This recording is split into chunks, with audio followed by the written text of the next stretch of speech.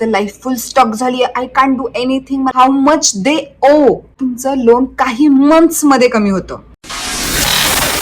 डेप्ट म्हणजेच कर्ज. हे असं जाळ आहे ना की once we fall into it आपल्याला असं वाटायला लागतं लाईफ फुल स्टॉक झाली, आय कॅन्ट डू एनिथिंग, मला काहीच ऑप्शन दिसत नाहीये. तुमच्यासोबत पण असं होत असेल. बट प्रत्येक गोष्टीचं सोल्युशन असतं, तसंच या गोष्टीचंही सोल्युशन आहे. आजच्या व्हिडिओमध्ये आपण step by step practical plan पाहणार आहोत to manage and get out of डेप्ट. पण मेन व्हिडिओला सुरुवात करण्याच्या अगोदर जर तुम्ही चॅनलवरती नवीन असाल तर आपल्या चॅनलला सबस्क्राईब करायला विसरू नका आणि बेल आयकॉन क्लिक करा, म्हणजेच येणाऱ्या व्हिडिओचं नोटिफिकेशन लवकर तुमच्यापर्यंत पोहोचतील. वेळ न घालवता आपण मेन टॉपिकला सुरुवात करूयात. सगळ्यात पहिली स्टेप, राईट डाऊन युअर डेप्ट एव्हरीथिंग. तुम्हाला एक्सेल शीटमध्ये किंवा एखाद्या पेजवरती लिहायचंय. First, loan type. तुमच्यावर कोणत्या प्रकारचं लोन आहे? Personal loan, car loan, credit card loan, app loan, कोणतं असेल ते. सेकंड, अमाऊंट, म्हणजे प्रत्येक लोन जेवढे काही लोन असतील त्यांची अमाऊंट किती आहे. Third, interest rate. तुम्ही प्रत्येक लोनवरती किती इंटरेस्ट रेट पे करताय. Fourth, EMI. तुम्ही किती ईएमआय मंथली पे करताय ते लोन क्लिअर करण्यासाठी. फिफ्थ, किती महिने तुमचे अजून बाकी आहेत ते लोन क्लिअर व्हायला. आता भरपूर लोक असतात ते कर्जाच्या जाळ्यात अडकत जातात, कारण त्यांना माहितीच नसतं हाऊ मच दे ओ. त्यांच्यावर कर्ज किती आहे हेच त्यांना माहित नसतं. पण आता जर तुम्ही ती पहिली स्टेप केली, म्हणजे आता सांगितलेली, त्याच्यामुळे तुम्ही त्या कॅटेगरीमध्ये तरी येणार नाहीये, म्हणजे तुम्हाला तुमच्यावरती लोन किती आहे हे तरी माहित असणार आहे. सेकंड स्टेप, पे हाय इंटरेस्ट लोन फर्स्ट. आता वरती आपण प्रत्येक लोन पुढे लिहिलेलं आहे की आपल्याला किती इंटरेस्ट रेट पे करावा लागतो, त्याच्यामुळे हाय इंटरेस्ट वाले लोन आपल्याला इझिली भेटतील.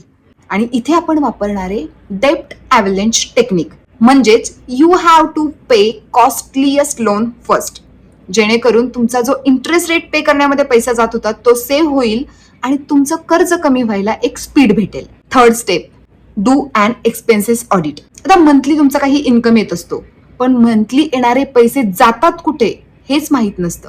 त्याच्यासाठी दर महिन्याला तुम्हाला 30 मिनिट द्यायचे, तुम्हाला बसायचंय आणि लास्ट मंथ मध्ये तुम्ही जे काही एक्सपेन्सेस केलेत त्याला 3 कॅटेगरीमध्ये डिव्हाइड करायचे. सगळ्यात पहिली कॅटेगरी म्हणजे मस्ट टू हॅव, म्हणजेच तुम्हाला लागणारे डेली साठी गरजेचे असणारे एक्सपेन्सेस, जे करणं गरजेचंच आहे. सेकंड, गुड टू हॅव, म्हणजेच तुम्ही त्या प्रकारचे एक्सपेन्सेस करू शकता, केलं तरी ठीक आहे, म्हणजे नॉट बॅड. आणि थर्ड, वेस्ट, म्हणजे खरंच गरजेचं नसताना तुम्ही केलेला खर्च. तुम्हाला तर इझिली कळेल की कोणता खर्च गरजेचा होता आणि कोणता खर्च गरजेचा नव्हता. आता इथे आपल्याला काय करायचंय, जे गुड टू हॅव मधले एक्सपेन्सेस आहेत ना ते थोडेसे कमी करायला बघायचे आणि वेस्ट मधले एक्सपेन्सेस आहेत ते पूर्णपणे कमी करायचे, पूर्णपणे बंद करायचं ट्राय करायचंय, जेणेकरून ते राहिलेले एक्स्ट्रा पैसे तुम्हाला कर्ज फेडायला मदत करतील. Fourth step, don't pay just EMI, pay extra. आता आपण एखादा ईएमआय मंथली सेट केलेला असतो, तो दर महिन्याला आपण तेवढी अमाऊंट पे करत राहतो, का तर आपल्याला कोणताही फाईन बसायला नको, आपला क्रेडिट कार्ड स्कोर कमी व्हायला नको, आपली एक प्रोसिजर चालू राहायला पाहिजे याच्यासाठी. पण दर महिन्याला आपल्याकडे काही ना काही एक्स्ट्रा पैसे असतातच, येतच राहतात.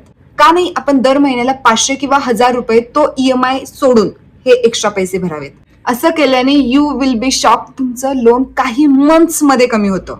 नक्की ट्राय करून बघा. Fifth step, increase your income. आता आपल्याला फक्त बचत करायला, आपल्याला कर्ज फेडायचंय म्हणून पैसे सेव्ह करायचे आणि ते इकडे कर्ज फेडायला मदत करायचे असंच करून चालणार नाहीये. आपल्याला आपला इन्कम सोर्सही वाढवण्याची गरज आहे. जसे की एक साईड इन्कम असतो, फ्रीलान्सिंग, छोटासा होम बिझनेस किंवा एखादं ऑनलाईन स्किल डेव्हलप करून त्याच्या थ्रू अर्निंग करायचं, जेणेकरून त्याच्या थ्रू तुमचा एखादा ईएमआय तरी क्लिअर होईल. सिक्स स्टेप आहे डेप्ट कन्सोलिडेशन. म्हणजेच काय, फॉर एक्झाम्पल तुमच्यावर 3 प्रकारचे लोन आहे, personal loan, credit card loan आणि कोणत्याही एखाद्या ऍप सबस्क्रिप्शन लोन, ज्याच्यावरती तुम्ही इंटरेस्ट रेट पे करताय 36%, 28%, 22%, जो खूप हाय. आता या केसमध्ये काय होतं, तुमच्यावरती 3 ईएमआय असतात, तुमच्याकडे 3 ड्यू डेट आणि ते सगळं लक्षात ठेवणं खूप हेडेक होतं. आणि सगळ्यात महत्वाचं म्हणजे तुम्हाला खूप मोठा हाय इंटरेस्ट रेट पे करावा लागतो. पण जर त्याच केसमध्ये ते लोन क्लिअर करण्यासाठी तुम्ही एक लोन घेतलं जे कमी इंटरेस्टने असेल, ज्याचा इंटरेस्ट रेट 12-13% मध्ये असेल, तर तुमच्याकडे एकच ईएमआय असेल, तुम्हाला एकच ड्यू डेट असेल आणि ते ईएमआय पे करण्याची झंझट किंवा डेट लक्षात ठेवण्याची झंझटही तुमच्यावर नसणार आहे.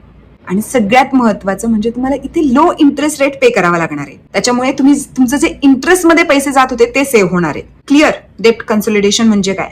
7th स्टेप आहे लाईफ रिसेट. आता आपल्याला जर फ्युचर फ्रीडम हवंय, त्याच्यासाठी जर तुम्हाला आता थोडीशी तुमची लाईफस्टाईल डिग्रेड करून थोडीशी सिम्पल लाईफस्टाईल मध्ये यायला लागलं, वाय नॉट? आपल्याला फ्युचर फ्रीडम हवं असेल तर हे सिम्पल स्टेप आपण करू शकतो. थोडेच दिवस आपल्याला अशी लाईफ जगायची, नंतर तुम्हाला आहेच फ्रीडम वाली peaceful life. But trust me, date free life feels amazing. हे माझं सेंटेन्स तुम्ही नोट डाऊन करून ठेवा आणि त्याच्यासाठी वरच्या दिलेल्या सगळ्या स्टेप्सना नक्की फॉलो करा. जर तुम्हाला क्लिअर झाले नसतील अजूनही तर व्हिडिओ परत पहा. पण याच्यामुळे तुम्ही ज्या या कर्जाच्या जाळ्यात अडकत अडकत चाललेला आहे तिथून तुम्ही निसटतात.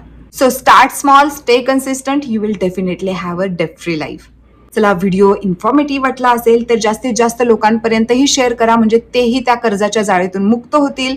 व्हिडिओला लाईक करायला विसरू नका आणि ॲज ऑलवेज आपल्या चॅनलला सबस्क्राईब करा. भेटूयात पुढच्या व्हिडिओमध्ये. Stay tune.